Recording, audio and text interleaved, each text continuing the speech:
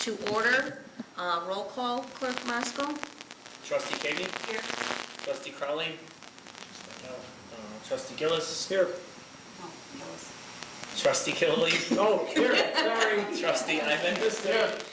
Trustee Kreis? Here. Mayor LaRue is not here. Not paying attention. We have a quorum. Not paying attention. Seeing as how Mayor LaRue is absent, give me 1 second. I will entertain a motion to appoint Trustee Kreis as the chair of the meeting. I'll make the motion. I'll second. Do we have to do a roll call for that? Yes, please. Okay, roll call. Trustee Kavey? Aye. Trustee Crowley? Aye. Trustee Ivan? Aye. Trustee Killelly? Aye. Trustee Kreis? Aye. Motion carries. Okay, could everybody please stand for the Pledge of Allegiance? And a moment of silence for our veterans. I pledge allegiance to the flag of the United States of America and to the republic for which it stands, one nation, under God, indivisible, with liberty and justice for all.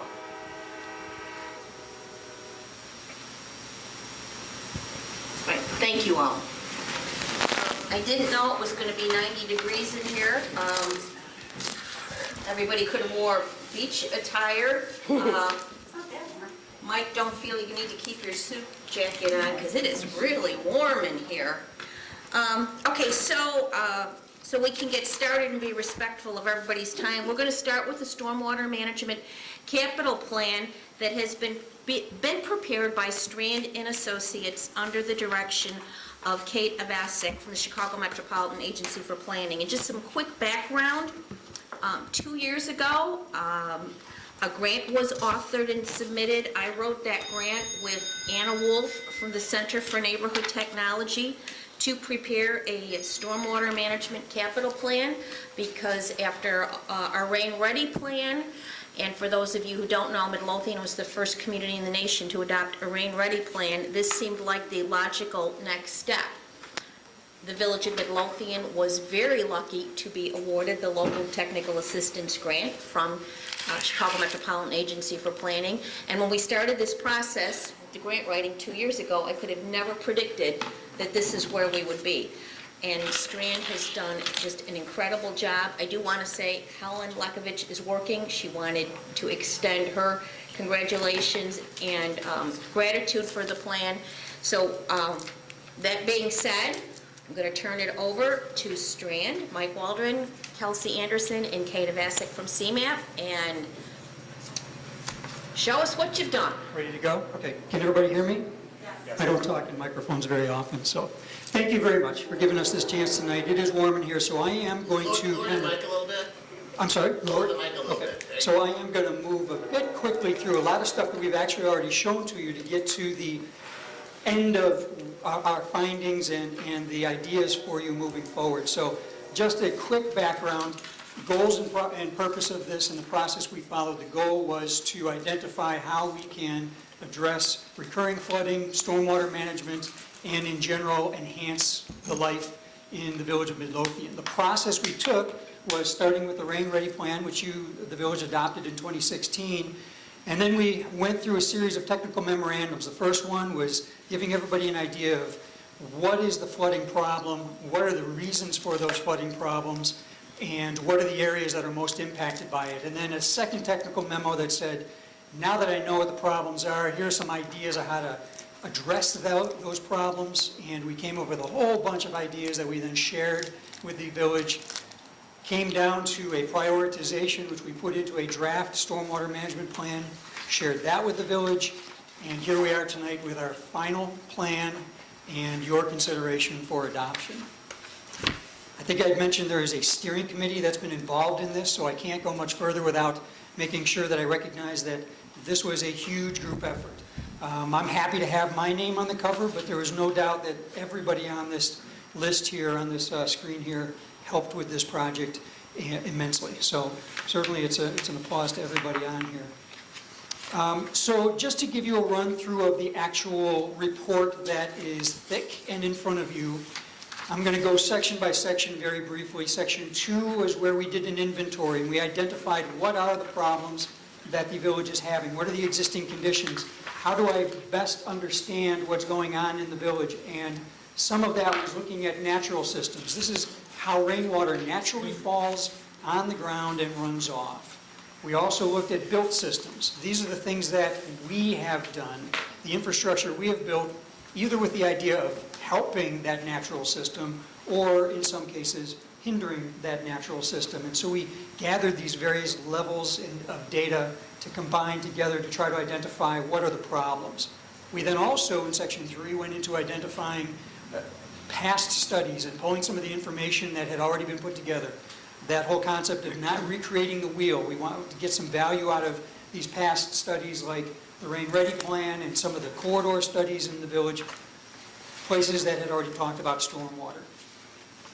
We then went into section 4, which is where we identified an overview of the flooding problems. We identified what are the drainage problems, where are the flooding, and where are the focus areas, where are the places that are really impacted by flooding in the community. And we identified 4 of those, and they'll come up at some point. Uh-oh. Take that out of the way.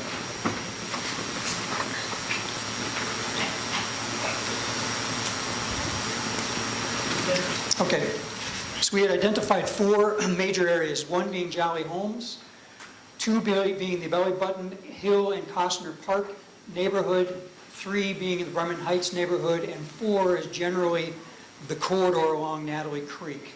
Those are the places that are most impacted by stormwater problems. Section 5, we then did a deeper dive into trying to identify what is the real cause of the flooding in these focus areas, and a lot of them had some overlapping reasons. Very flat topography, some development in floodplain.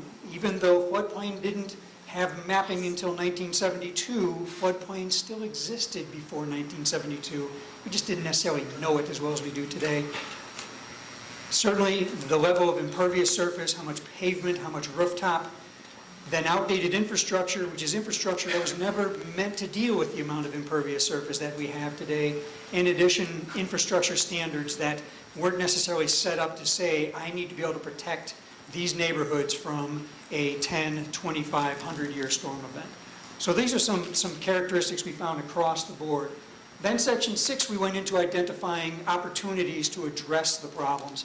And we shared with you that we looked at everything from this left side, which is generally local green infrastructure, homeowner level infrastructure, which helps us in some of these smaller events, to more neighborhood level infrastructure, storm sewer systems, all the way up to watershed level infrastructure, which is where we want to try to get ourselves to be able to handle these 100-year storm events, which are occurring much more often lately. So pretty much the concept here was no stone unturned. What are all the opportunities we can identify? And through that, we also identified some non-infrastructure related items, things like a rain fund, the possibility of using this plan with its layout of opportunities to identify how will I fund this, maybe a rain fund, maybe a grant system. We recommended some updates to your stormwater program, which is generally an IEPA mandated program that the village has, looking at storm sewer televising, cleaning, rehabilitation, making sure the existing infrastructure is working properly, doing additional data collection to make sure, and modeling to make sure we understand exactly how runoff is occurring and where it's going in the community, and then also some ideas for private property flood protection. So these are more non-infrastructure related items that we identified. So then section 7 in the report went on to identifying all the various opportunities. We put those into a matrix, which I'll show you in a moment. But the point with that matrix was to be able to take this several dozen opportunities and vet those out as to whether the size of the area that they take care of, the capture area, what area is being benefited by this particular opportunity. What kind of land acquisition is needed? Is it on private property? Do we have to negotiate for land? Is it on semi-public property like a park district, a school, or is it village property? What is the infiltration potential with this opportunity? How much of a green infrastructure benefit can I get? And then what are the relative costs and the properties being benefited? If I'm going to spend a lot of money, I want to know how many properties are actually being benefited by these various opportunities. So this matrix allowed us to compare all these opportunities. I'm only showing you 2. I think there were 35 in the end, 35, and then another dozen non-infrastructure related opportunities. But to have 35 opportunities, we needed to have a way of comparing them and then prioritizing them. And that's what we talked with the village about. Of these priorities, what do you think is your highest priority? And we came up with a prioritization list, which then allowed us to go into Section 8, which is recommendations and next steps. This is what probably everybody was waiting for me to stop talking about the other stuff and get onto this. There's an identification of what are some of the opportunities, what are the immediate opportunities, what are the costs, what is the schedule. One of the top opportunities we identified is here in Jolly Homes. This is a concept of creating new storage down here just east of the school and a new storm sewer system down the roadway.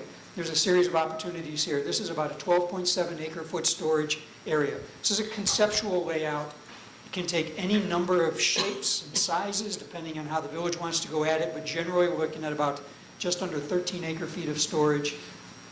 We're looking at new storm sewer down 151st Street as well as laterals up the side streets. One of the problems we found is that the storm sewer system can't get that drainage out of the neighborhood. So I could put storage down here, but it doesn't do me any good if I can't get it out of the neighborhood and down to the storage. And so what we also found is that a number of these opportunities are interdependent.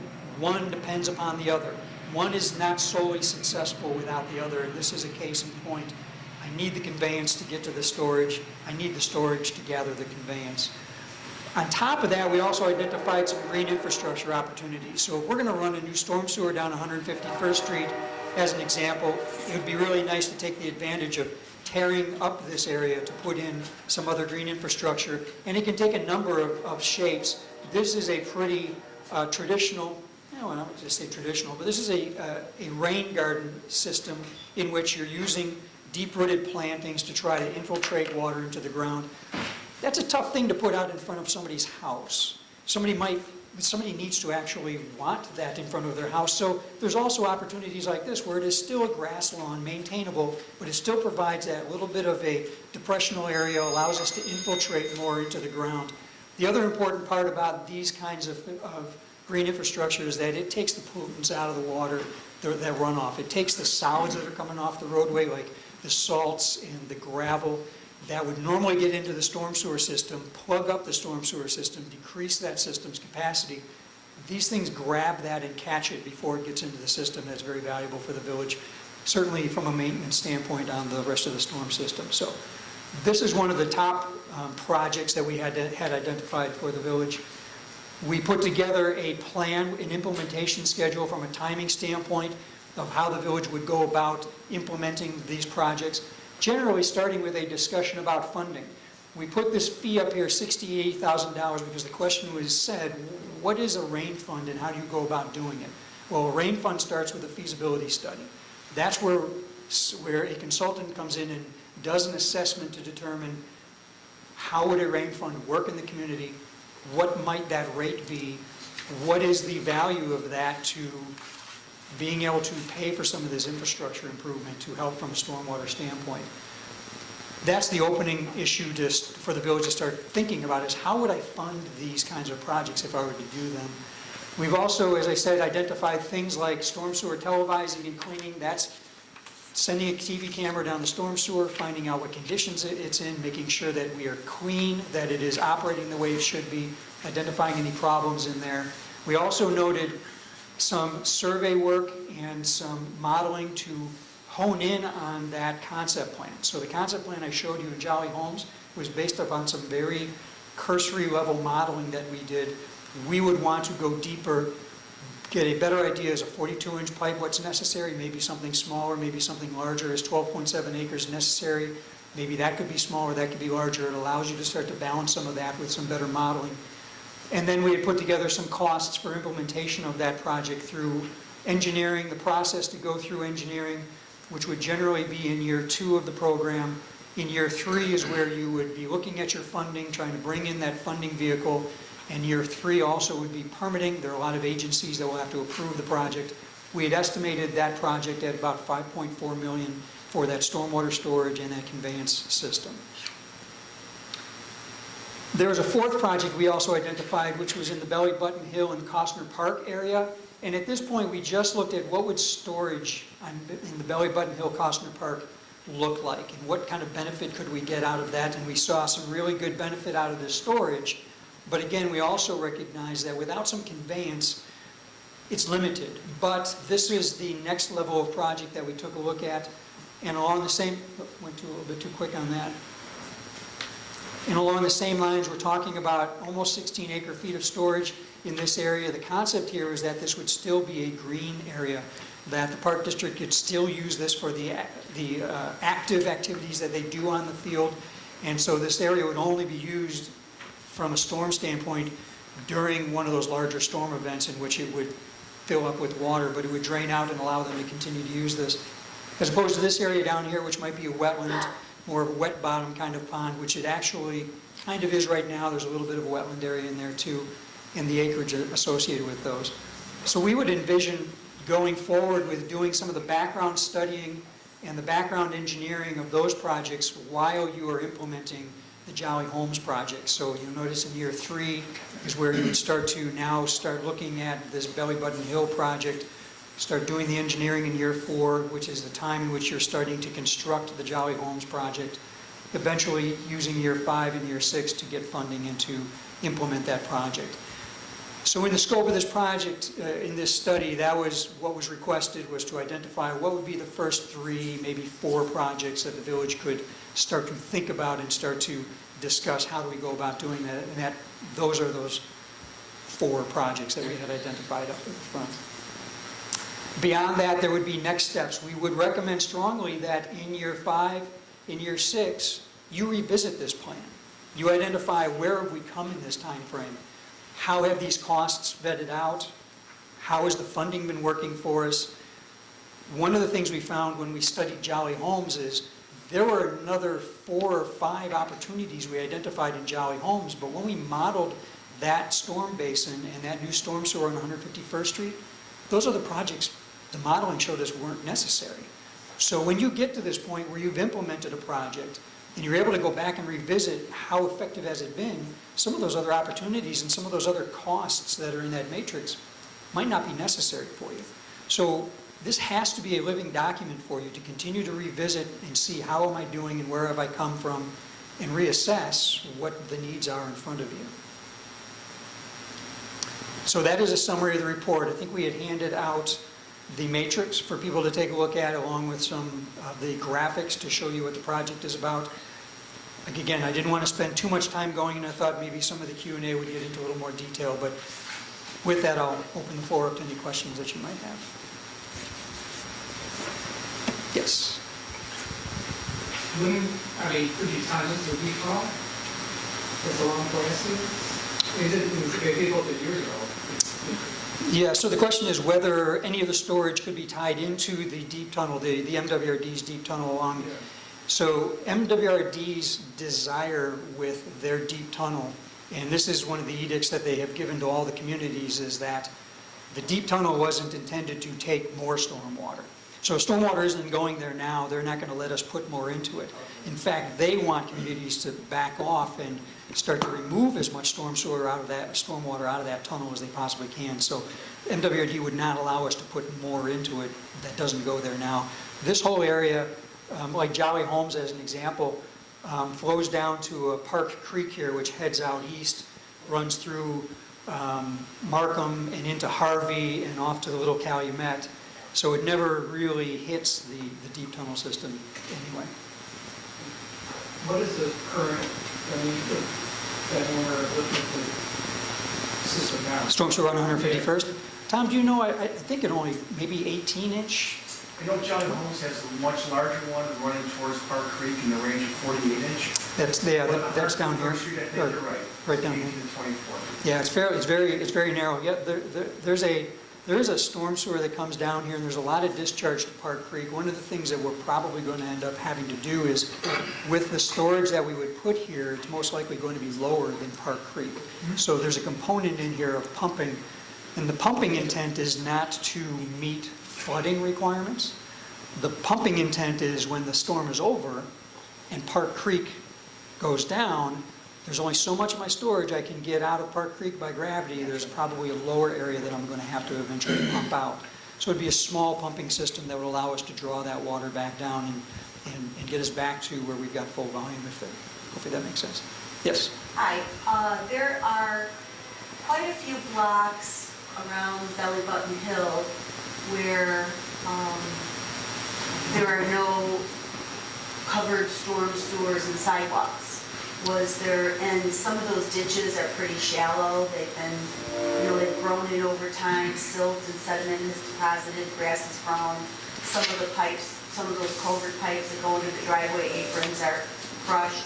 Was there any consideration or thought given during the process of possibly installing storm sewers and sidewalks in any of those blocks? Yes, definitely. So the question was about some of the neighborhoods, such as the Belly Button Hill area, and Bremen Heights is the same way, where there is a lot of open ditch system and not the closed conduit system. And yes, we looked at that. That was one of the items that we brought up about development standards. And at one time, there probably was a whole lot more ditch capacity, but people don't like those deep ditches in their front yards, and so you can see in a lot of cases they've been filled in, but there's no idea as to when they filled it in and maybe they put a culvert pipe there, what kind of capacity does that have? And we feel like it reduced a lot of the ability for those neighborhoods to be able to drain out.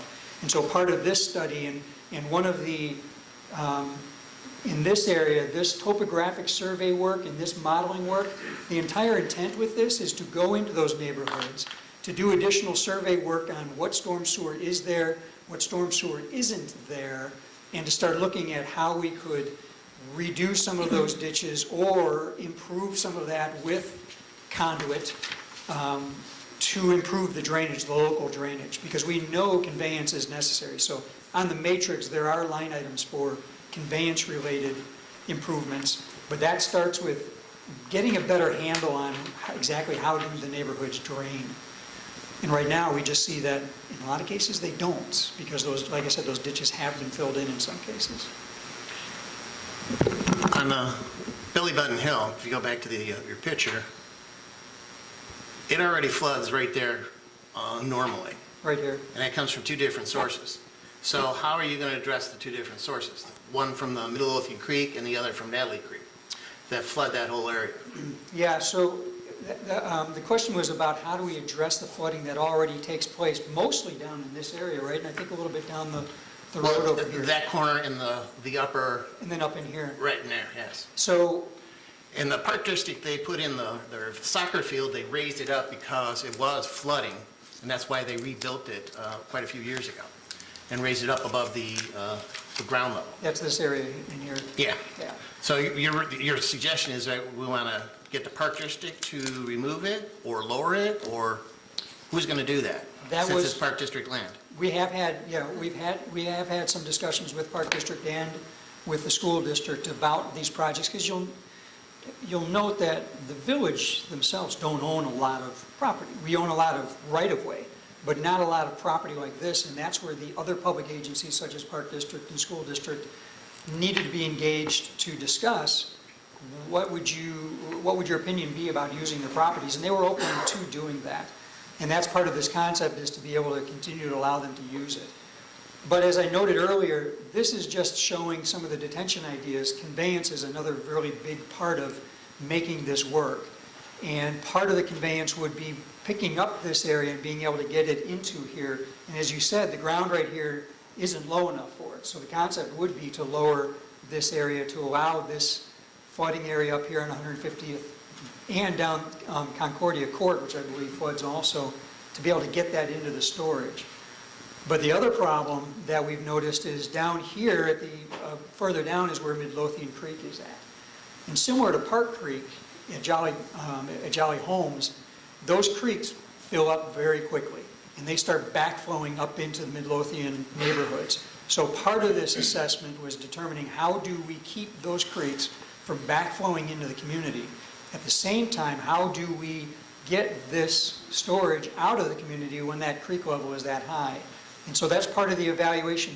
With Jolly Homes, we did that evaluation. With Jolly Homes, we sized that storm basin to be able to handle a 100-year storm event with the idea that I can't get any of that water out of there. That would be the scenario in which Park Creek is up high and I can't drain into it. And so that's how we sized it, and that's how we determined that storage area. The same thing would have to happen here to determine how big does this storage have to be, with the assumption that Midlothian Creek is up too high and I can't drain into it. And along with that would be improvements of the drainage system along 151st Street down to Midlothian Creek. So to your question, solving this problem here takes both the storage and the conveyance and dealing with The Midlothian Creek, where it overbanks and goes down in that direction, is lower at that bank than it is the rest of the way going west. So that's why you got the backflow. It's an easy out for the creek to go. Right. Once it raises a certain level. Right. But the Park District already has a water management plan where everything along on the east side of that lot is their water management plan. They got a pond Right. and creek stuff and like that. So are you thinking that that should be all eliminated and all redone, or? Not eliminated, but enhanced, yes. And I So- think what's key, if I could just interrupt, Mike, just to again reaffirm that we had a very positive meeting with the executive director of the Park District, knowing full well he had to take it back to his board, and a representative from School District 143, knowing full well that he also needed to take it back to his superintendent and his board. But what I think is key is at least those discussions were started. We gave them the documentation, and I think it was very important to get them in at the beginning of this. Again, this is a long-range plan. None of this is going to happen overnight, but you can't fix the problem if you don't begin identifying some of these issues, and I think Engineer Nagel would agree. He's been very involved in this as well. So we at least we were respectful enough, and Kate facilitated that meeting, to have those conversations with those other two taxing bodies. So either way, you got to get them on board first before you even Correct. do it. Correct. Okay. I would say a lot of the infrastructure that comes from that provides a storage component is on other stakeholder property. Okay, but I still don't see any engineering aspects on the Midlothian Creek flowing in that direction, trying to stop it some way or another, by either raising up the embankment at that point in time or keeping it level with the rest of the embankment that's there, or somehow some kind of backflow control. Are you saying, oh, oops. So you're saying, All that stuff that you got in blue is all Midlothian Creek water, correct, right. okay, and it comes down that street. Right. Again, that is part of the level of engineering prior to undertaking this project. You'd noticed for both the Jolly Homes project and this project, there's a level of engineering to go deeper into the hydraulics of the neighborhood to make sure that we So it's understand. covered under hydraulics is the term then? Correct. Okay. Hydrology and hydraulics. So hydrology is the science of the rain falling out of the sky at what level and intensity. So that's where we talk about 2-year storm events and 10-year storm events and 100-year storm events. That's the hydrology. And then the hydraulics is when it hits the ground and it starts to drain down ditches and pipes and storage. How does that all work within the neighborhood? And what we found at Jolly Homes was if we provide an embankment that keeps Park Creek within its banks and doesn't allow it to go into the community, we have an ability to provide conveyance and storage in the neighborhood that takes care of us. Where's Park Creek anyway? That's the drainage ditch over at John Holmes. Next to Central Park? Right, moving east. Park Creek is right down here, and it heads So this that's in way Markham. into Markham. That's right. Okay, what about because again, you don't have on here the existing drainage ditch that we haven't used as part of the prairie because of the elevation change there. Everything going west of Central Park is lower than the east side. So you guys digging the ditch out deeper, it's not going to really help that much. If So, everything- right. So one of the things, our intent is not to change Park Creek. IDNR, the various agencies aren't going to allow us to mess around with Park Creek. They're also not going to allow us to put more stormwater into Park Creek than goes into it now. Our concept is, I want to make sure that when Park Creek starts to back up, it can't come into Midlothian. And so as a part of these improvements, we would provide embankment work down here that would keep Park Creek in its banks. But when I do that, I've now created a wall that doesn't allow me to take this drainage and get it into Park Creek, which is its natural path right now, is to go this way down to Park Creek. So I've got a bit of a dilemma there. But that's why we modeled it under the assumption that I can't get into Park Creek. How big of storage do I need? And so the idea is, this storage would provide for this neighborhood, and when Park Creek actually goes down, when the drainage starts to go down, we would be able to then drain this out. And as I noted, we might have to pump the bottom few feet. I know you keep saying Park Creek, but isn't that sewer pipe at that point in time? Park Creek? Right there, yeah. No, Is it an it's- actual ditch? No, it's an actual ditch. It's an actual ditch right here at the Okay, south end of the so why street. can't we connect up to the ditch that already exists running along 151st Street to Kedzie? I guess I'm missing, where's the existing ditch along 151st to Keds? It's right there, the same corner, Yeah, where you got that turn. all these ground elevations Right there, you can see the line on with your red line, that's your ditch. Yeah, I That don't, runs along 151st, which as far as I know hasn't been abated to anybody. It's still a street. you think, with yeah, there's Bartlett. right-of-way still there. Yes. Are you talking about where the forest is, Carl? Forest, no, I'm talking about the prairie. Yeah, There's a creek that runs all the way along Talking there this that line. connects up with a Markham drainage about halfway, Right. halfway to the It way still, I to think it still Kedzie. shows up as a right-of-way. Right, so where 151st Street dead ends at Central Park. It doesn't dead end, it's well, just locked up. It's not a street, but Right. it keeps going, the right of way is still there, is what you're saying. Yeah, and the street is still there as well. And there's a creek, there's a ditch running along both sides of that. Yeah, I the ditch, was under the impression that when it crosses over Central Park, once you hit Sundrop Prairie, we're not allowed to drain anything into Sundrop Prairie. There's been no legal thesis or, some lawyer or judge saying that. Well, I think As far as I know. Oh, that's protected stuff. that is protected. I think It's that not protected if the road is still a road. That's a national protected stuff. IDNR protects it, and I think we're getting off topic here. I do. I think these are all, Well, I hate to say this, but I completely disagree with you of being protected. If it's a road, it's a road. If it hasn't been given up, it's still a road. It's not a road, it's protected. It's not the road that's can't touch that protected. stuff. It's the Prairie. ditch that's there. It's the right of way. It's, okay, I'm talking about the prairie. I don't believe, my understanding after having a conversation with Joe Sperry once was that the village used to pump water into the prairie off 151st Street, and then they were told that they could not do that anymore, that the village was. That's because the private organization that runs the prairie said we shouldn't do that. no, I believe So- that is governed by the Illinois Department of Natural Resources. Well, every I- waterway is done by that. It's a Exactly. protected- It's a protected prairie. So it's an existing waterway.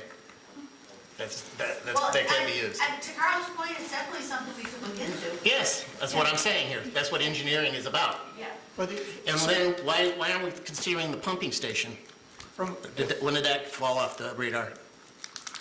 Putting a pumping station at the Central Park and, oh, why Traffic we're first. not doing a pumping station? yeah, when did that fall off? Well, a pumping station to handle a 100-year storm event would be a very, very large pumping station. From a cost-effectiveness standpoint, creating a storage area like this and the conveyance system is going to be much more cost-effective than the pumping station itself, in addition to the maintenance, the long-term maintenance and taking care of the pumping station. The other hesitation I would have with a pumping station that is intended to provide you with the flood control is, I'm not going to go to bed at night feeling comfortable that that pump station is going to turn on and operate the way it should when I know a storm is coming. I have a much greater level of confidence that I have a storage facility that can handle it. Because obviously the pumping stations, they require either electricity or you've got a backup generator or something, but you're depending on a mechanical system. But that's why we have Public Works on 24-hour call. No, they're not So- gonna be able to do that, no. We currently have a pumping station, Dan, you know that. Engineer Nagel? No way. Engineer Nagel? I thought there was a combination of gravity and pumping station. Correct. So there is a pumping station. There is? Yes, there is. Yes. But it's not sized for 100-year flows. It's like what Mike is saying is that the GPM or the CFS, cubic foot per second, is so large and so expensive. You're kind of getting the best of all worlds here, to be honest with you. Because if I remember right, that sewage, the Park Creek, as you're calling it, is a higher elevation than 151st is. So either way, you're going to have to do something to make it flow uphill Yeah, actually, before it goes downhill. we found Park Creek is lower than the roadway at 151st, but it's higher than the bottom of the 42-inch storm sewer that we are proposing. So it kind of falls in between there. So that's why I'm saying that we put in a 42-inch storm sewer. It has to drain into this storage area. So that's the bottom of that 42-inch storm sewer is this area right here. So it has to be able to drain into that, which is why I can't get everything out of here and into Park Creek, because Park Creek is still about a foot or so higher than that. But it is lower than 151st Street. So under 2-year storm events, up to, I think, even a 10-year storm event, we're still able to get out of here by gravity, except for that bottom piece that we would have to pump out. As Tom said, it's a kind of a combination. The point to remember, though, is that the pumping here is not what's getting you your flood protection. The pumping here is only intended to drain it after the flood. Our desire is to be able to give you the flood protection without having to depend upon that pumping system. And then just to kind of close the loop on this ditch, I believe from a physical standpoint, these elevations are actually higher as we move to the east than they are in this area. But the other problem is that this watershed right now doesn't drain that way. It drains this way. So the regulatory agencies, they don't like you doing what's called crossing watersheds, sending water from one watershed to another watershed, because you don't know the impact that you're now having to this watershed over here because I'm sending water that didn't naturally go there. So that was part of the assessment to determine this is the natural route and this is the route we started. Maybe now it is, but 20 years ago when I was playing in it, it was the other way around, buddy. I got the tadpoles and snakes and all the other stuff I messed around with in that whole watershed. That was part of the prairie, where 151st dumped into. Well, what the steering committee decided that this would be the #1 priority to be addressed in the village. And I think engineers Nagel, we're still waiting to hear from the county, correct? On funding for the next step. We've already moved, we've applied, Robinson has applied for funding for the next step. So that actually was kind of my question. Can you explain the different funding avenues available to us? I mean, I know we've had some grant opportunities, and sometimes, we've been very fortunate and we've gotten some, and sometimes we haven't. But what would be the recommendation for getting funding for all of these projects and moving forward? Sure. So with regards to funding, the report does talk about some of the funding opportunities that are out there. I saw that. Some of them are grants. The most prominent one in this area is MWRD. They have a grant program which is, I believe, in a $25 to $30 million range on an annual basis. You can imagine lots of communities go after those grants.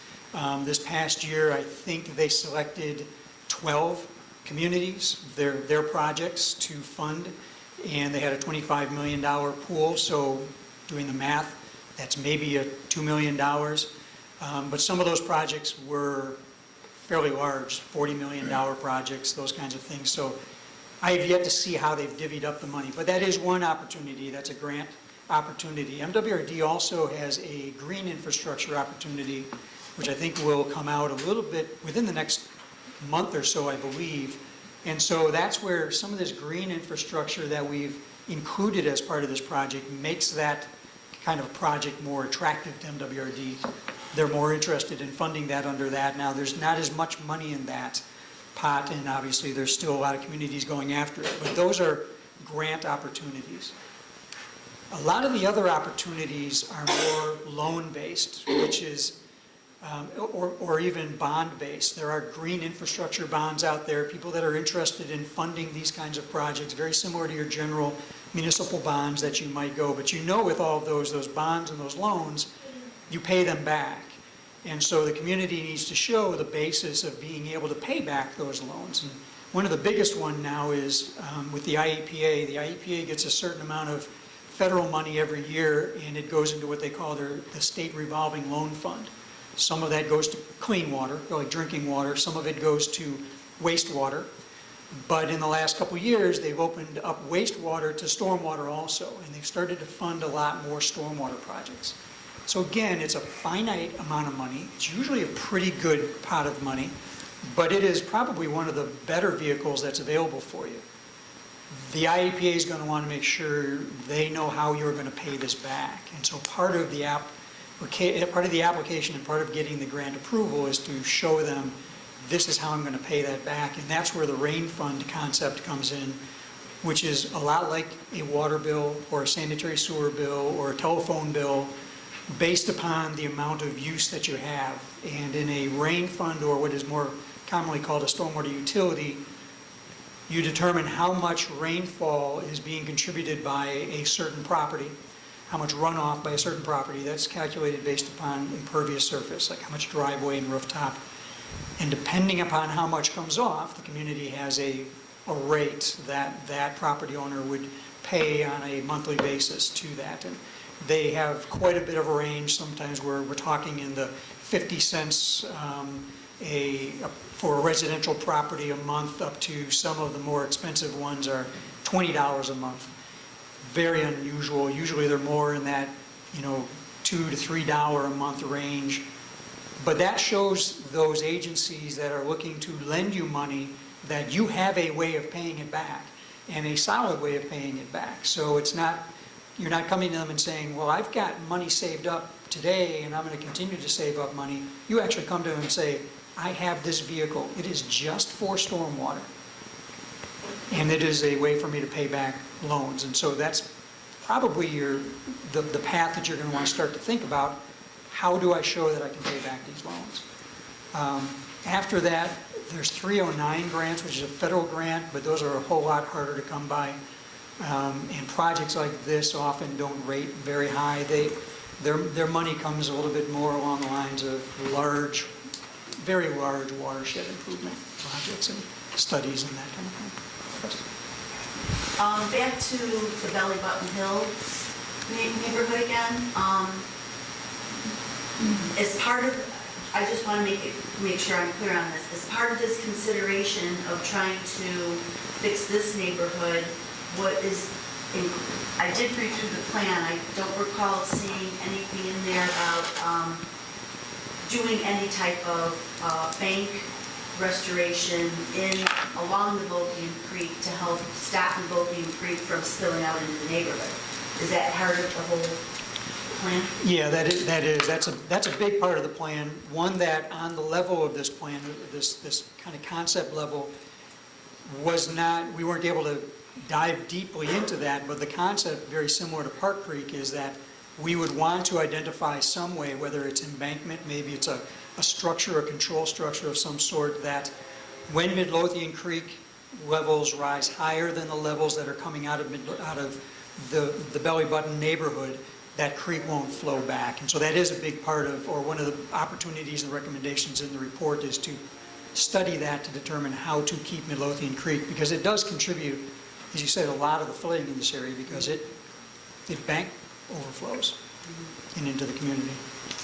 And also, I'm pretty sure if you look along Costner Avenue, which is on the east side of that park, you Right, can yeah. see that there's two, I can't remember what they're called, Yeah, little retention pond areas there. Right. Those seem to, I don't know if those aren't deep enough, but I talked to several of the neighbors right across the street from there, and they said every time that there's a pretty decent rain, even if the village doesn't flood, those things flood. Right.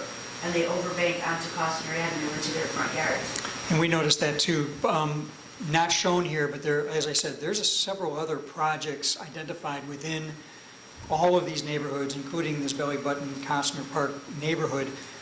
One of the other projects is to redo these storage areas to provide more storage to them, in addition to conveyance along here, looking at some of the open drainage conveyance in the ditches and the interconnection of some of there's kind of spotty storm sewer throughout here. That is all part of other projects in this area. Keep in mind, there were 35 projects identified, Right. 35 different projects. These were the, and as the steering committee prioritized them, these were the ones that surfaced to the top. I don't have a problem with what the projects are that are getting fixed. I just think that the solution that's been presented here seems to be all high-end instead of middle or even low-end in some cases. Well, the problem with Jolly Homes is that not only do we have to provide for stormwater retention, but we also have a public works issue in that some of the sewer pipes that are under the street are pitched the wrong way. So those have to get fixed as well, so that is gonna be a high-end fix. We've got no choice but to fix that. And the water table's always very high there, so it's constantly a problem. And keep in mind, we're getting a $7.6 million project, Phase 2 project from the Metropolitan Water Reclamation District, and that's only going to protect, I think, 240 some homes? Tom, you probably know better than I do. So 25-year storm damage. So 25-year, right. We're taking us from a two-year level of protection to a 25. It's not even 50, 75, 100. And we're still going to have a number of homes that are not protected. So I'm just to throw that out for context, that you can get these multi-million-dollar projects, and really the engineering for that project was over $1 million. So it's really more like a $9 million project, and that's still going to leave homes unprotected. So these projects are very, very expensive projects. I'm going to have to disagree because it's more like a nuisance, the flooding over there by Belly Button Hill on the south side, because as soon as Midlothian Creek goes down, it floods, the drains out back into back into Midlothian Creek. So it's only for the duration of however high Midlothian Creek overbanks and floods that area. But the homes flood, Carl. The homes, it's not just the street, it's the homes around Belly Button Hill actually flood, their yards and so on and so forth. And I agree with you They flood. 100%, but I'm saying it's more a Midlothian Creek management problem than it is a Belly The Button creek button backs up. problem right there, because that's all from Midlothian Creek. The creek backs up. Right. It The creek- overflows. the creek- no, Doesn't the back creek- up, it overflows The there. creek backs up. It backs up. It gets somewhere downstream, it gets too high, it backs up towards us. We have to take the water, I'm sorry, Mike, I'm not an engineer, but we have to take the water out of the system and wait till the creek goes down, then we can let it back into the system. And But- again, these are all more concept plans. They need more engineering, correct, Mike, to be refined? Correct. So Jolly Homes was the #1 priority, then Belly Button Hill. So all of this is going to need, and I think Engineer Nagel would concur, they need more engineering, is that correct? Yes, ma'am. They need more engineering. So they all need more work before a shovel would ever get in the ground.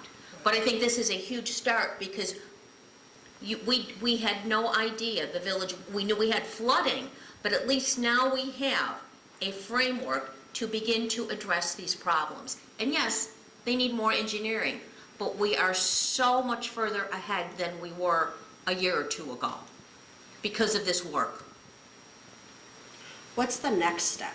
Like, we have this concept now, as the village board, what's your recommendation for our next step? Well, assuming the adoption of the plan, there are a few things in the report that we had identified. I think you've seen the numbers. I think really your first one is to start having a discussion about funding and how do you go about funding. Whether there are grants available and whether there are loans available, those all take a very long time to put together, the applications and the information. And so that's probably the first step, because you're not going to be able to undertake any project until you do have some idea of how to fund it. The other aspects that we had recommended looking at is continuing the discussions with the Park District and with the school district, because they are certainly critical to these projects. They're on their property. And a lot of times those are intergovernmental agreements which both entities say, this is what we're going to do, and here is going to be the benefits to both, and here's the role that each entity is going to play. those agreements take a while. The initial meetings are always very happy, but after you start getting into the details, it takes a while to do that. So I do see a year or two here of kind of getting all of those details in order. I think in the meantime, and in talking with Joe on the public works side, getting into looking at the existing system and making sure the condition of the existing system is what it should be. That there isn't blockages in the way, that we don't have sediment deposits that are blocking some of these sewers. So at least the infrastructure you have is operating the way it should be, and that's something in the background that is going on while you're moving through this process of identifying funding, getting partnerships, and then eventually moving into an engineering stage in which you want to go deeper and develop the actual parameters of these projects. I see that as being the next 3 years for the community to do that. You're not going to want to go ahead and put a shovel in the ground until you know you've got the funding to pay for it. So you'll do those things first. In some of these projects, the funding might be, it might be multifaceted. It might be, we might be able to get funding from MWRD under their Phase 2 project for a portion of a project, and then the village might have to contribute some funding, and there might be something else. So there might be, tell me if I'm wrong, Mike or Tom, I mean, that might be a way of getting some of these projects funded. And Kate, you know, you've been involved in this as well. There might be a way of pooling 3 or 4 sources to get a project funded. Makes it a little bit more difficult if you have to do multiple funding sources, but I think the opportunities are there. I have one last question. In the plan and when you started your presentation, you talked about the different levels of the contribution to this plan, and one of them was at the homeowner level. What would you recommend for homeowners that are facing flooding, you know, consistently? What are some of the things that you would recommend for them, and is that incorporated? I did not see that. I perused this a couple times. It was a little hard to kind of follow for me, but It's a thick what report. what would you recommend for the homeowner level, and what they should be doing, and what homeowners who are flooding can be Yeah, doing that's going forward? a great question. I think one of the biggest ones is after a storm event, a lot of times those people who do get flooding in their home, and mostly, predominantly it's in a basement, hard thing to figure out is where did that come from? Did it come from over the ground? Some of our modeling shows yes. Homes actually had water up against foundations. But did it come from a sanitary sewer system also? So I think some of the protections that homeowners can get into are on the sanitary side. A program in which people take basement floor drains that drain out to the sanitary sewer and maybe put them overhead. The overhead sewer system program can be very beneficial to these homes that frequently have basement backups, and especially when it's sewer related. And these stormwater events, when you flood people's front yards, even though it may sit in the front yard and it doesn't get to the home, it puts pressure on that sanitary sewer system also. So the benefit of bringing some of the stormwater down takes a load off the sanitary system, but my point is that we might not think of the two of them together, but they are very much interrelated. So that's a homeowner-related improvement. Other things are, if you have window wells, you might want to protect your window wells, raise those window wells to get them above the level of flooding. Foundation improvements. But the other thing to keep in mind, and we find this when we get into a much more detailed modeling, is that sometimes you can spend all the money you want, put in as big a pipe and as big a storm storage area as you want, but there's always going to be a couple homes that you just can't get to. And that's where the village starts to talk with those individual homeowners about how can we help with that? Are there flood improvements at the home itself that can be done, because I just can't get that home into the system? So that's a little bit further down the line. That comes with a little more involvement, but I would say looking at your sanitary sewer system and how to help some of these people that have basement flooding, and identifying homes that are susceptible through window wells and foundational problems.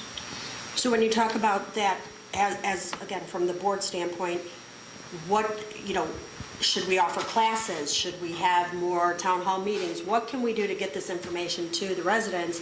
Because obviously, we have a lot of people who deal with flooding in their basement. Yeah. And, you know, a lot of these options are very expensive. And so I was kind of looking for, like, what is our plan to help people in the meantime with these 3 to 5, you know, we're looking 3 to 5 years down the road with some of the bigger projects. Sure.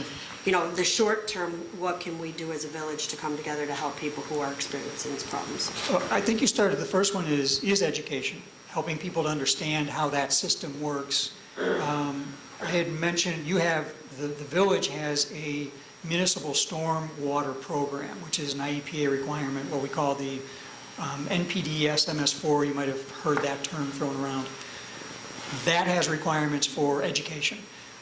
So does the MWRD and some of their requirements on the sanitary side, they have a requirement for education. So a lot of times that education is in the form of a flyer that goes out to people's homes to help them better understand how their home ties into the system. So people might not recognize that they have a sump pump that pumps into the storm system, as opposed to just onto the ground and allowing it to go, or sometimes it goes in the sanitary sewer, or how sanitary sewers can back up into basements. So starting with an education to give people an understanding of how that all works at their home is very valuable. After that, a lot of communities have different ways of going about doing it. Some communities will have a program in which the community will pay a portion of a overhead sewer program in which they remove that basement drain and they put in an overhead sewer for that home. That can be expensive, but sometimes communities will come up with a way of funding an incentive program to help get those people off and usually we'll tag it to homes that have frequent flooding. So it's not everybody across the board. Some people have 4 drains and they work just fine. Those that are frequently flooding, that's where the community has to think about, how much do I want to assist in doing this? And that's that basic homeowner assistance program. And there were other things, Sandy, that were identified in the Rain Ready plan as well, like French drains and, I've Yeah. perused all of them, it's just kind of absorbing it all, and Yeah. and having a thorough understanding is a little difficult when you're not an engineer. Well, then let me throw a little wood on that fire. One of the problems, and Don, you can back me up on this, or Tom, did we not lose 30 feet of sewer on St. Louis on R46 just a few months ago? And we have to reline 100 feet of it more with some kind of plastic lining that's going to run $300,000, I think, Right, for so that you can repair. call it in here, I'm sorry. The sewer collapsed on St. Louis on the 146 block. Mm-hmm. All right, 30 feet of it had to be replaced. Sanitary sewer. Sanitary sewer. There was a sanitary sewer. it's not storm sewer. That wasn't a storm sewer, it was a sanitary sewer. All right. It kind of, may I say something? It kind of builds on what Mike was talking about with sanitary sewer maintenance that's going on. When you're seeing basement drains backing up, it's from the sanitary sewer. It's not from the storm sewer. It's from a storm event getting into your sanitary sewer. Right. All right, so now that I've been kind of corrected, they're both impacted by rain. Yep. We'll have to spend like about $300,000 to repair St. Louis there for Yes. that block. We also did Central Park. We did the 148th to 147th Street. Yep. We dropped another 300 and almost 400,000 for lining that pipe. That sewer pipe. I'll tell you that much. It was above 200, but it was in that It range. was in that range. Okay. All right, that's just the 2 that I can remember of recently. I don't know how many more are going to be classed, but my understanding is on my quadrant, which is the northeast quadrant, all the sewers there are in the 100-year range. And I don't know, when did we replace Abbotsford? When we did the water line, did we replace some of the sewer line there as well? No, We did not? nope. All right, so all of those seem to be in states of decay, basically, on my quadrant. I don't know about the other quadrants, because I haven't really looked in your sewers. Just heard it say. You're exactly right, your quadrant is definitely the oldest one, and I think Engineer Nagel and Superintendent Sperry are talking about lining projects for those sewers, is that right, Tom? Asset management, sir. We're looking at doing televising cleaning. What Mike recommended for the storm sewer, for the sanitary sewer, so that we could get a handle on how large the problem is. then we can hopefully plan for it to avoid emergency repairs. Emergency repairs typically cost 3 or 4 times as much as the planned repair. Right. And Superintendent Sperry's trying to work that into his budget. I know, Yep. we've been working together. So again, I want everybody to consider that when they think about the solutions that we're proposing here. That we'll have to think about that in moderation, because it's just the emergencies that continue to happen, once a year? Would be a rough guess? One every 25 years, one every 100, but that doesn't mean it's going to only happen 100 years. It could be any time, and with climate change, it's getting worse. Those figures are Climate being- change? Those figures are being changed, because what was 1 in 100 is not as 1 in 100 so much anymore a lot of times, so. But you're absolutely right, that has to be put in the budget with this. I mean, the money has to come from somewhere too, so we have to put that into a budget too. And I think your point is this has to be factored in with all the money that's going to be used. Yes, especially the emergency ones that, Absolutely. The idea is to eliminate emergency ones by being proactive. Which Would be ideal. Which Superintendent Sperry and Engineer Nagel are working on that. Next question. Yes, absolutely. Mike, I think it's really important that residents and homeowners understand the magnitude and the cost. You did an excellent job of breaking down your costs with different phases. In the ballpark, what is Jelly Homes, what is Bremen Heights, and what is Belly Button Hill going to be? Just the total, so people can understand that. Right. So we had estimated the cost of that Jolly Homes, which was the storm water storage facility east of the school, and the 42-inch storm sewer on 151st Street, which we actually assumed being out on the roadway. So the number reflects that storm sewer being in the roadway. Our actual thought is that it might actually go in the parkway if possible, which could reduce that cost. But then also the lines that go up the side streets, we were made aware that trees are certainly very valuable for everybody, so we can't just assume I can run a storm sewer up the parkway and take out trees. And so in this cost, we've assumed all of this new storm sewer to be in the roadway, and we had an estimated cost of a little over $5.4 million for all of that new storm sewer and storage in the Jolly Homes area. Important to recognize, in the matrix, we identified all these various projects, and we identified an estimate of cost for all the different projects. So you also find that there are other Jolly Homes projects that we had identified, which have some high price tags. But as I noted, when we got into our modeling, we were pleasantly surprised that this Jolly Homes project started to take some of those other projects off the table. They were no longer necessary. So in a big picture scheme, when you're looking at those dollar values, there's also an ability here that some of these improvements, yes, that's a large dollar value, but that might handle all of Jolly Homes for that cost. And again, we are talking about a 100-year level of service in this area, in the neighborhood. Mike, before you Yeah. jump, isn't there like another 500,000 just to get to the construction? We had identified from an engineering standpoint, and the background studies into that was probably, what is that, 300, about 350 from an engineering standpoint in the background. In addition, well, this is actual, just general maintenance. 500,000. Maintenance kinds of things, but that is going in and studying the entire neighborhood, doing the engineering that's required for the projects themselves, assisting with getting loan applications and the permitting for the various projects too. So, yeah, so if you were So that's to- included into that 5.4 million? that would be on top of the 5.4, so On what top. are we, 5.4, so now you're probably talking about 5.7 for the total project in today's dollars. I have a question for the board. Some of my neighbors are senior citizens on a very tight fixed budget. How can you expect to ask them to pay for a rain fund, first of all, when they don't flood? And second, when they can't afford, it's either if I spend too much here, can I afford to pay my mortgage? Well, I guess for me, I can tell you, I live in Jolly Homes, and I've had tens of thousands of dollars in flooding over the last 27 years that I've been there. I don't know what the right answer is. I mean, I've sat here as a board member, I mean, if you're just asking us individually, I've sat here as a board member and also as a flooding victim, and I've heard both sides of it. I've heard people who don't flood, who've paid thousands and thousands of dollars with flooding insurance that they can't get out of. I've heard people who've flooded terribly, and I've been out in some of these rains recently to see. Unfortunately, every aspect of it right now, in my opinion, is a community problem, and which is why I asked, what can we do as homeowners? What can we educate? What can we do to try to help people without spending and trying to get more money? Because that's important to me as well. I don't know the answer. I honestly don't know, and hopefully we'll have a lot more. Because some of our neighbors are those seniors. Yes, mine too.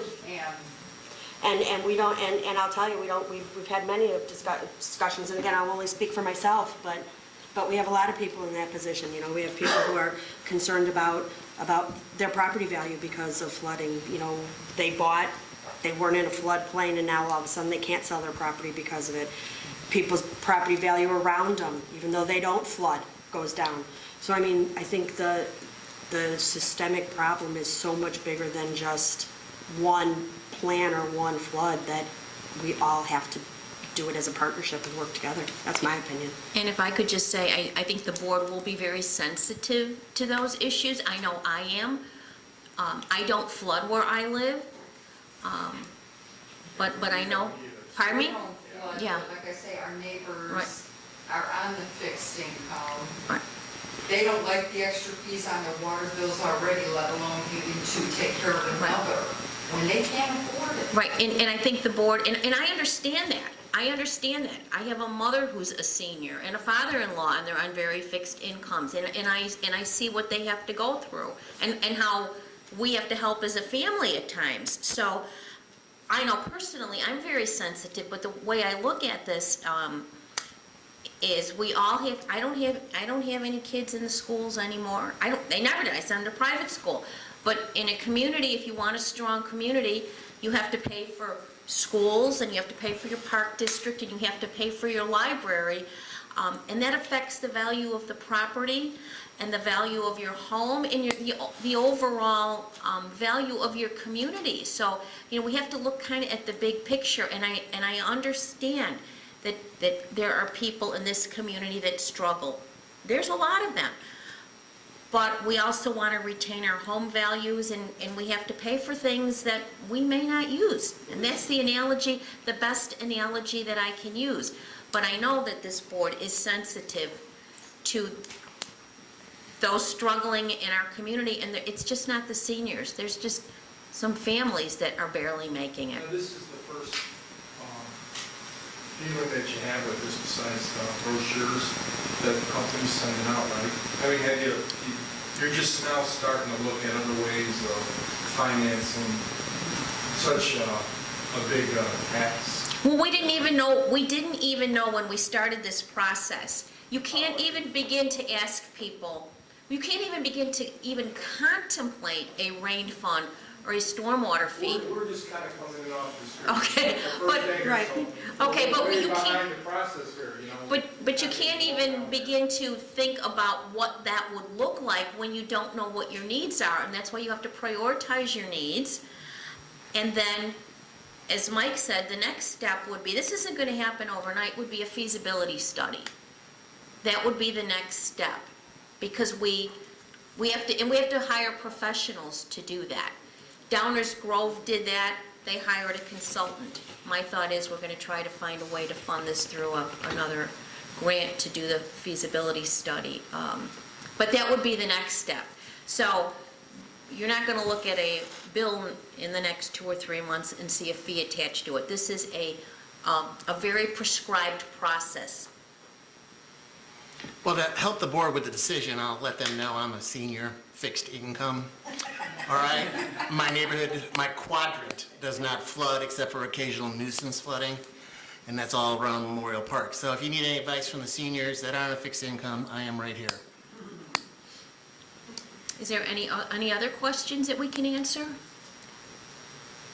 Okay, if there's not, the next step, and again, I want to thank Strand and Associates and Mike and Kelsey for incredible work, and Kate Avasek from CMAP, and everybody who served on the steering committee, Engineer Nagel, I know Superintendent Sperry is in here, Chris Parker, Helen. We had partners from the Metropolitan Water Reclamation District and Center for Neighborhood Technology, and as you said, Mike, there were a lot of people from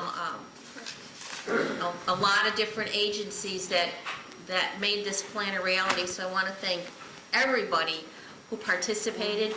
The next step will be for the board to consider adoption of this plan, which will hopefully take place on May 8th, at the May 8th board meeting, so the clerk and deputy clerk could make sure that's on the agenda for adoption that evening.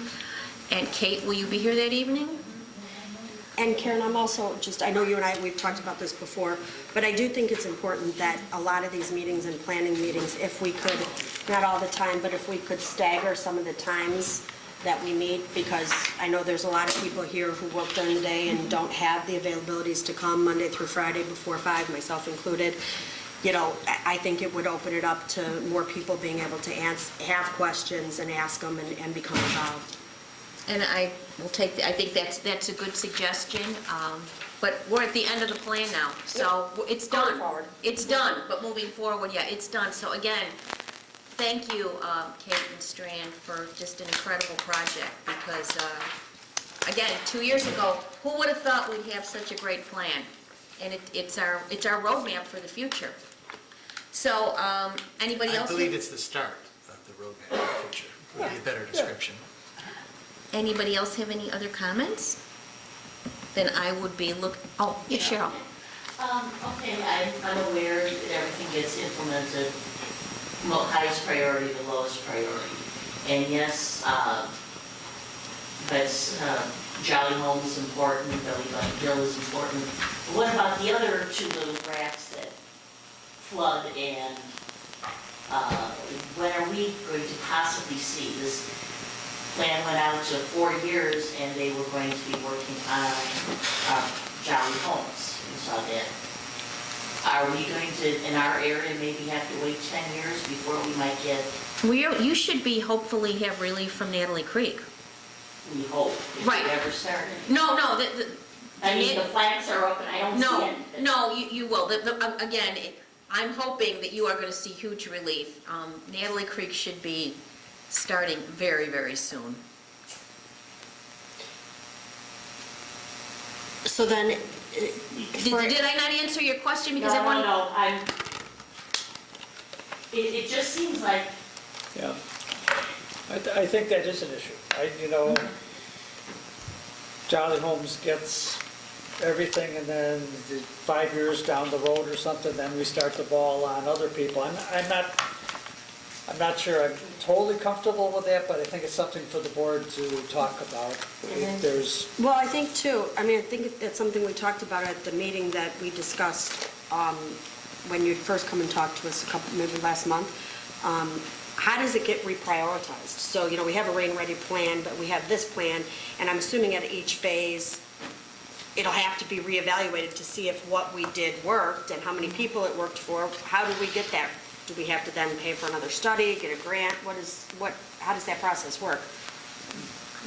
I suspect the upside to you having a plan and having all this laid out gives you a starting point to say, if I can't get $5 million, but I got the ability to get 3, well, maybe the other project makes more sense to go with that first. So I think just that, having that plan and that matrix, which gives you the ability to be flexible where things are, as I noted, this has got to be a living document. You have to keep visiting it to say, are we still where we were back when we put this together? And there isn't anything saying that project 1, 2, 3, 4, that's the order we got to go in. We identified 1, 2, 3, 4 as, yes, a big cost, but the benefit behind it. Biggest bang for our buck. Biggest bang for the buck, even though, yes, that is a big number. And if I could just add, That big number. if you don't have a plan, it's very difficult to apply. And I think Engineer Nagel would agree. You got a plan, you've got a much better chance of getting funding. So that's really your first step, having the plan. It would also be nice to see in the plan alternatives to the solutions, so that there's not just one solution at one cost. It's like the 151st situation. Instead of redoing all the piping, maybe just the pumping station. Would that be sufficient, and using the existing pond that's there? That type of thing. Well, so I would say part of our vetting of this process was to identify, in any one given scenario, there might be a number of different alternatives. Our desire was to try to get to what we felt was the most feasible and cost-effective. So, as I mentioned, a pumping station, we could do a pumping station. I believe the cost per gallon of water you're going to take care of is going to be a whole lot greater than the surface water storage and the storm sewer. So I would say as part of the engineering process, we did try to vet down to what are the opportunities that we feel are most cost effective. We currently deploy a pump there now, so I don't know what you're saving, but maybe by eliminating the whole process and leveling it all out, costing however thousands and thousands or millions of dollars or whatever, versus a pumping station that the motor could be replaced on a regular basis if it burns out. The pumping station for a 100-year storm event would be very large. I don't know exactly how big the pumps are that publishers use, but it's a trash pump, and it wouldn't keep up. We just know that it wouldn't keep up. And if I could just make a comment, again, this plan, it was, we had limited funding. I think we got a lot of work done for the amount of funding we had. This is not, we did not have an unlimited budget with CMAP. I think it was a generous budget because it was totally grant funded. But again, they didn't have funding to keep going and keep identifying and reprioritizing and start all this engineering. So based on the funding that we had and the time frame that we had, I think we got an excellent plan. And Mike, I'm sorry, I had originally asked for just an electronic copy of the plan. Could I get 2 copies of a hard copy whenever you get a minute? Next time you come to a meeting or whatever? I should have an extra copy. Okay? They did send some extra copies. Okay, any other comments? Thank you, Mike. I appreciate appreciating you be a sounding board. I And love doing the project. I can't hide that. I really do enjoy it. engineers are Weird? different people. Wow. Jump to weird right away. Now I'm not thinking of taking it that way, you know? That's because I'm Not not all an of us feel engineer. that way, engineers. Not all of us feel that way. That being said, I would be looking for a motion to I'll adjourn. make the motion. I'll second. All in favor? Aye. We stand adjourned. Thank you. You forgot a post. Oh, Don. Thank you all.